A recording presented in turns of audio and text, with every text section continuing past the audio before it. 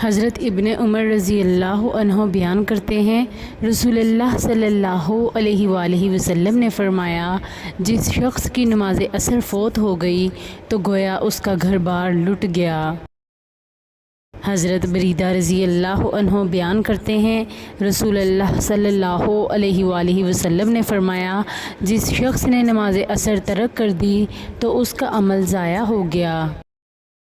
حضرت انس رضی اللہ عنہ بیان کرتے ہیں، رسول اللہ صلی اللہ علیہ وآلہ وسلم عصر پڑھا کرتے تھے جبکہ سورج بلند چمکدار ہوتا تھا۔ جاننے والا شخص نماز عصر مسجد نبوی میں ادا کرنے کے بعد اوالی یعنی مدینہ کی ملحقہ بستیوں میں جاتا تو سورج بلند ہوتا اور بعض بستیاں مدینہ سے تقریباً 4 میل کی مسافت پر تھیں۔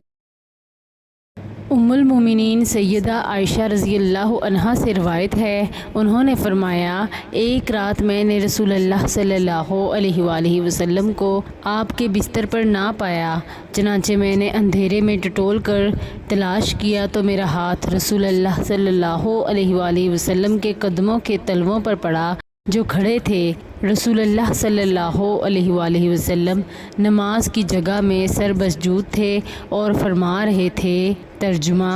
اے اللہ، میں تیری ناراضی سے تیری خوشنودی کی پناہ میں آتا ہوں، تیری سزا سے تیری معافی کی پناہ میں آتا ہوں اور تجھ سے تیری پناہ میں آتا ہوں۔ میں تیری پوری طرح تعریف نہیں کر سکتا، تو ویسے ہی ہے جیسے تو نے اپنی تعریف خود فرمائی۔